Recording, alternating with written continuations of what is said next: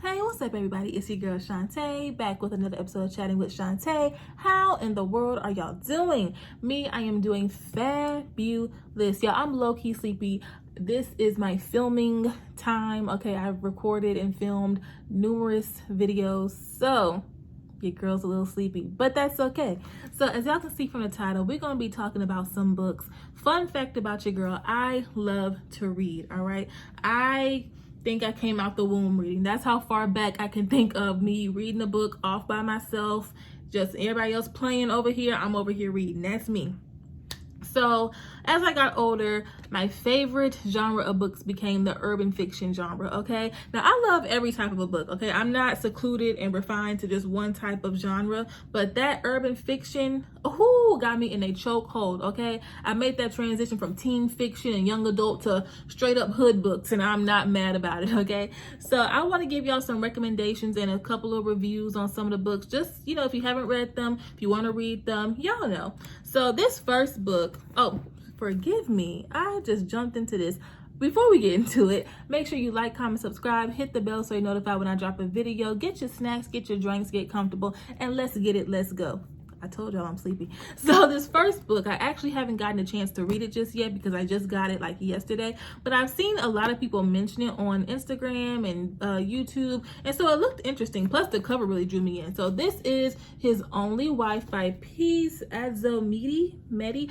Forgive me if I'm mispronouncing it, I'm so sorry, but this cover is gorgeous. I'm so sorry it's backwards, but again, I've seen a lot of people talk about this. So basically from what I took from this, it's about a young woman named Affy. She's in Ghana, and she is going into an arranged marriage, arranged by her mother and her future mother-in-law, all because nobody in the man's family likes the woman he's with. So it seems like it's gonna be some baby mama drama and some, he's my man, no, he's my man. It's gonna be real interesting. I feel like it's gonna be funny. So I'll give y'all an update and a review when I finish reading it. But yeah, I've seen so many people talk about it, so I'm excited to read it. Now, let's get into the nitty gritty, what we here to talk about, the books I've actually read. So what is urban fiction without Zane? Nothing. Like, the urban fiction genre, the community of urban fiction is incomplete if you do not mention Zane. I love Zane. Now, Zane writes those types of books. If you are not of age, you gotta sneak and read them, okay? You gotta wait till your parents go night-night. You gotta read with your flashlight under the covers. That's the type of books Zane reads if you are not of age. Hell, even if you are of age, you kind of like clutch your pearls like, I hope nobody's seeing me read this, So I have so many Zane books, but I'm going to mention these for right now. I'll do other videos where I talk about other Zane books and things like that. So this one here is, The Sisters of APF. Now, I read this my freshman year of college, 2014. That's when I first started getting introduced to Zane books. And honey, this book had me looking at everybody on campus like, all right, So we have our main character, Marianne. She's a small town country girl, not really exposed to a lot. So she goes off to Washington, D.C. to study law. There she meets Patricia, and Patricia is a part of APF, this organization that no one really knows about. Okay, so pretty much a secret organization. I'll tell y'all what kind in a second. And so they meet, and Patricia feels like Marianne would be a perfect fit because you know what they say, them shy, quiet girls are the real freaks. And that's Patricia's perspective on Marianne. So we as the readers, as well as Marianne, we get to figure out what APF actually is. So APF stands for Alpha Phi Ephem, okay? Ephem. And it's a secret underground hush-hush sorority. So the only people who know about the sorority are the people who are in it. Now, the types of people who are in this organization, they are your doctors, lawyers, professors, businesswomen, entrepreneurs, just really profound, well-statused women, okay? And they are a part of this. They're married, they got children, like they are really, well up-to-do women who are a part of this organization. So then Marianne kind of gets webbed up in it, and we get to see her journey as she, explores different sides of herself, I guess you could say. But yeah, they treat this as an actual sorority. The sororities that we know about in college and stuff like that, they treat it as such, okay? They have line names, they got chapter meetings, they have banquets, events, like they have all these things, but they are the only ones who know about them. So this had me looking like, Y'all doing what? And listen, I know, and I guess it's just me being a movie consumer, I guess. I know things like this, like hole in the wall places, hush hush, you gotta know somebody who knows a password to get in. Yeah, like members only type things. I know those exist, but a sex sorority? Girl, I was stuck, okay? I was stuck like who? Chuck. So this is a good book, all right? Just really entertaining and just has you like, they doing what? And listen, the line names and how they get these line names, you gotta read them. I ain't gonna, spoil that part, because that part is really entertaining. So then after she made that book, she actually made this book as well. And it's not like a spin-off, but it just takes two members who are in this organization and talks about the little triumphs that they go through. So this follows twins, Hope and Faith, and they are super close. Like it says here, they're so close that when one twin is having sex, the other one can feel it. That's how conjoined they are, right? So what happens when this new fine dude gets on campus and they both fall for him? It gets sticky, it gets messy, and there's a big twist at the end. So as you can see, it's not a very big book at all. It's like a good car ride, road trip, plane ride, train ride type of a book. But yeah, it's real raunchy, all right? So I would highly recommend this book. It's just really entertaining, shocking, and it makes you wonder, do things like this actually exist? Who we be. So we're going to venture off from the urban fiction and, go serious for a second, if you don't mind. So this book here is called A Piece of Cake. Oops. A Piece of Cake by Cupcake Brown. Now, I found out about this book some years ago, I think my freshman year of college as well, and I was watching clips of the Tyra Banks show, and Cupcake Brown was actually on there. I'm assuming she was promoting the book, and she was getting interviewed, and she was talking about, the things that she went on to handle in her life and go through. So I was like, oh wow. And I saw so many other people talk about the book, so I went to the bookstore the next day and I got the book. And honey, do not let this cover fool you. Yes, the colors and vibrancy, the sprinkles, it's really beautiful, really pretty, but the story is so thick, like it's so deep and heartbreaking. And it's like, how can one person go through this? Now, this is a memoir. A lot of people felt like she was fabricating this just because, again, how can one person go through so much? And it just makes you look at your own life like, wow, the things we complain about and, oh, I wish my life were like this or whatever. Honey, I know for me personally, I can't speak for anybody else, but I know for me, one of the things that she's gone through, she went through a whole list of things. Pick one and I couldn't have survived it. I just know it, okay?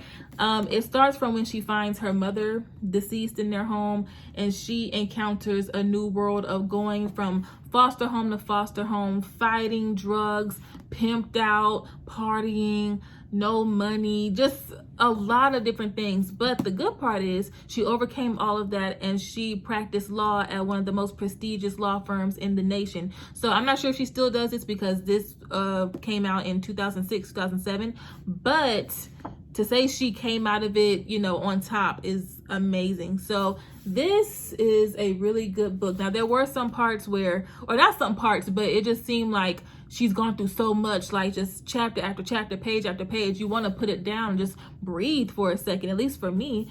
But I would highly recommend this book for anyone, especially if you feel like you're at a point in your life where, you just feel like, my life sucks, I hate it, read this, because I don't know too many people who could have survived half of these things, two of these things, So really, really good book. So now, where I want to go? Here. Okay, so my introduction to urban fiction books was Eric Jerome Dickey. When I made that transition from teenage fiction, young adult, to the urban fiction side of books, my first book of that genre was Eric Jerome Dickey. The first book I read by him was Cheaters, and when I saw he had a character named Shantae, hey, so my favorite book of his, now I love so many of his books, I haven't read all of them, but my favorite one to date is The Blackbirds. First of all, that cover is gorgeous, is it not? Get into that cover, it's gorgeous. And before I go any further, may he rest in peace. I was so devastated when I found out he passed away. Such a great author in the Black community, just an author in general. Again, my introduction to the urban fiction genre of books was his books, and I love his writing style. Like, I love his books, okay? So I was really devastated when I found out he passed away. But he gave us this treasure. Okay, now this gives that feeling of Girlfriends, the television show, the movie Waiting to Exhale, a little bit of a how Stella got her groove back. So if you're into those type of movies and television shows and storylines, you will really enjoy this book right here. So this follows 4 best friends. We got Indigo, Kwanzaa, Destiny, and Erica. So Indigo, she's like a princess. Okay, she's Nigerian, very well educated, very well put together. I want to say the cover is actually supposed to be a representation of her.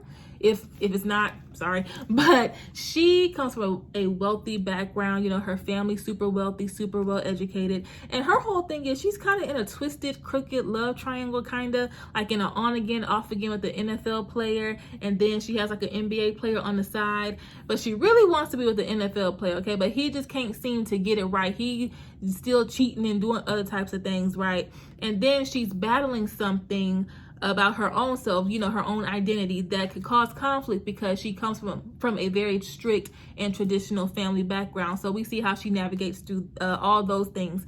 Then we have Kwanzaa. She's like our party animal, our wild child, okay? She's not afraid to say what's on her mind. She's not afraid to get up in your face. And she's getting over an engagement. She was with this guy for over 6 years. He ended up cheating on her along other things. And she's in that place where she's trying to get over him, but it's kind of hard to do so because they were together for so long. So she ends up having a one-night stand, and we see, listen, we gonna see, okay? We gonna see. And so then we have Destiny. Destiny is the youngest of the group. She's in school. She works a whole bunch of different odd jobs, and she does all that to keep her mind off of, you know, the world around her, and so she won't be, you know, stuck with her own thoughts. Basically, she went through something very traumatic, and it was broadcasted, you know, filmed, made public, and so people shamed her for that, and she had to go away for a while, like real traumatic, right? So she doesn't like to get to know people. She has a really thick, tall wall up, okay? The only people who know the real her are her friends and her family. Anybody else? No. She doesn't like taking pictures. She doesn't like looking at people for too long because she doesn't want them to recognize her. All that good stuff, right? Also, she's dealing with her father because her father had cancer. So that's on her mind. Like, she has a lot on her plate, right? So she is in a relationship with this guy and everything is going great. But the thing is, he has no idea who she is. Like, her identity, what she went through, what she did, like nothing. So again, everything is going great. And that would be good if he actually knew who she was. So she knows she has to, you know, come clean to him before, you know, things get too serious, and before someone else has the chance to tell him the truth about her before she does. And also an old little boo thing comes into town, and we can see how all that plays out, right? And it does play out. So then lastly, we have Erica. Now, even though all 4 of them are best friends, Erica and Destiny are the closest, just because when they were younger, Erica used to babysit Destiny, right? So ever since Erica was a teenager, babysitting Destiny, she had a huge crush on Destiny's father. Yeah, imagine finding out that your best friend, your absolute best friend, who was raised like your sister, okay, had a huge crush on your father. So now that Erica is divorced and she's grown, and she and Destiny's father have a lot in common because they were both sick and they're both in recovery and things like that. So when Destiny's not able to check on her father and make sure he has his medicine or something to eat, she asks Erica to, you know, go check on him. And well, she goes and checks on him. Yeah. So we get to see how all that plays out and how long they can keep that on the hush hush. But honey, this is such a good book, a good feel good, laugh out loud type of book. Okay, we get to see all 4 of these women on their different journeys with health and love and sex and relationships, different dramas that they have. And I love it. And what I love about this book is they never disbanded. Like, the friendship group was intact. Now, yeah, they had their little squirrels and their little, you know, moments where they went back and forth. But as far as the friendship being, you know, over and thing, like, the sisterhood was always there, okay? And their conversations, Jerome Dickey has a way of writing dialogues between women, and you really forget that it's a man writing this. Like, he writes things and I'm like, oh my gosh, I would totally say that with my friends. Like, he has a lot of those moments in this book. So I enjoyed it. I've read this book so many times. I just love it. So I would highly recommend that book. Now, lastly, okay, because I don't want to make this video too long, but lastly, the book that started it all, okay, the book that everyone says made the urban fiction genre of books just skyrocket. There's another book that started it, but this is the book everyone says really took it off the map. Y'all are, listen, say it with me. Go ahead. I'm gonna let y'all say it before I even show y'all the book. Go ahead. I know y'all know it. I know y'all know it. 3, 2, 1. Yes, ma'am. The Coldest Winter Ever by Sister Souljah. Listen, the OG. The OG. Do you understand me? The Coldest Winter Ever started it all. Okay, there is another book, and I will talk about that one in a different video. But this is the book that started it all. Okay, our moms read this, our aunties, older cousins, older sisters. We snuck and read it. Like, I think everybody snuck and read this book when they were too young and then reread it as an adult. Like, I love this book. Okay, a great introduction to urban fiction. So if you are someone who wants to get into urban fiction, start off with the OG. What better place to start than the beginning? Okay, the OG, nothing compares, right?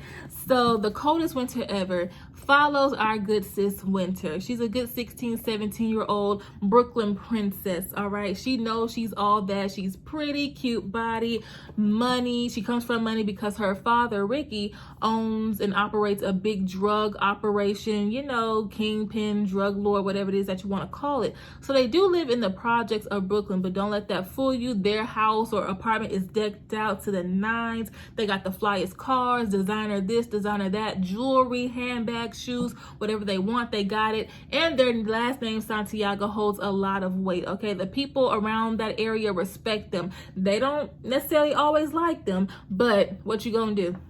What you gonna do? And they know that too. So that puts Winter in the position of I'm that bee, okay? And so on her 16th birthday, her father announces that their family is going to move to Long Island, and that kind of ruffles Winter because the life that she's, used to is in Brooklyn. Her friends, her family, the people that just know who they are is in Brooklyn. So once they leave, that's when all hell breaks loose, okay? That's when their family gets torn apart and just event after event, and that causes Winter to really be in survival mode 24/7, to fend for herself, because listen, she has an image and a name to uphold, a reputation to protect, and she doesn't care what she has to do to remain on top.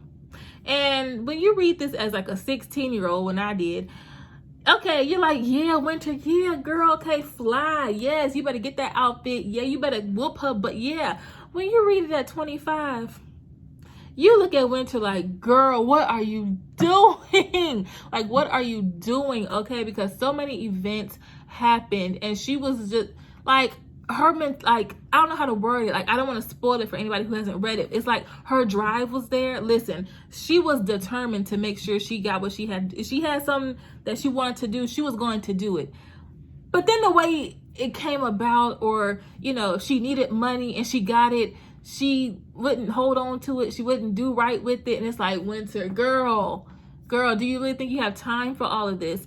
And the one character, and again, I don't want to spoil it for anyone who hasn't read it, but if you've read it, you will understand what I'm talking about. The character that I just wished was more, or just had more substance, I guess you could say, was her mother. Like, she started off as like a badass character, and to see where she went in such a short amount of time, and where she went and where she landed, it was so sad. And I was like, ugh, really? I really wish her character was more, I don't know how to word it. I do not want to spoil it, but again, if you've read the book, you understand what I'm talking about. But y'all gotta read The Coldest Winter Ever. It's gritty, it's raunchy, it's cutthroat, like, it's in your face, it's funny, got sex in it. What more could you want, right? So Sister Souljah did come out with the sequel, Life After Death, this year, I think in March. Now, I'm not gonna lie to you, a lot of people are not fans of it, okay? Now, I've never been one to let other people's opinions and views persuade me from listening to a new song or reading a book or watching. I've never been one of those people. Like, I'll see it for myself, but a lot of people are not, fans of the sequel, and it doesn't live up to the. Now, listen, when you set the bar really high with your first project, I don't think this is her first project, but when you come out with a project, whether it's an album, a movie, a book, a TV, whatever the case is, and it sets the bar really, really high, and you try to do like a come up, a sequel, whatever the case is, girl, are you sure you want to do this? You sure you want to risk damaging the legacy of it? Like, please, don't let us leave a bad taste, with the legacy, right? So I'm not saying I ain't gonna read it. Ooh, that was real. I'm not going to read it, but I'm not in a rush to read it just because I looked at some reviews and I had the book in my hand in the bookstore, and I was kind of skimming through it a little bit, and I saw the direction of which the book was going completely different from the vibe of this book. So we're gonna see. Now, I may end up liking it, I don't know, but I'm not in a rush to read it. I just don't want to tarnish the reputation or the legacy of the Coldest Winter Ever. But she did come out with other books about different characters in the series. So she has the Midnight series. Midnight is a character in the Coldest Winter Ever, her little crush or whatever, but he has his own series of books. Not really in a rush to read his books. Not saying he wasn't a likable character. I liked his character. He was real suave, real, laid back in the cut. And I guess that's why I'm not in a rush to read his books. I mean, if he was more, I don't know, whatever. But the story in the book that I was really excited to read was A Deeper Love Inside. Now, this is Portia's book. Portia is Winter's younger sister. So when all the events were going on with their family, Portia was like 8 years old, and the family had to get split up, and we didn't really get to hear much from Portia. Okay, it was all about Winter, of course. It's her book, but they saw Portia one time and then that was it. So we don't know what was going on with Portia within all those years. We saw them all together towards the end of the book, but I want to see what happened, in that little gap. So I was really excited to pick up A Deeper Love Inside, the Portia Souljah story, and just to see what was going on while Winter was over here doing her thing and her mother and everybody else was over here doing their thing. What was up with Portia? What all was she going through, during these troubling times? So reading that book now, really enjoying it.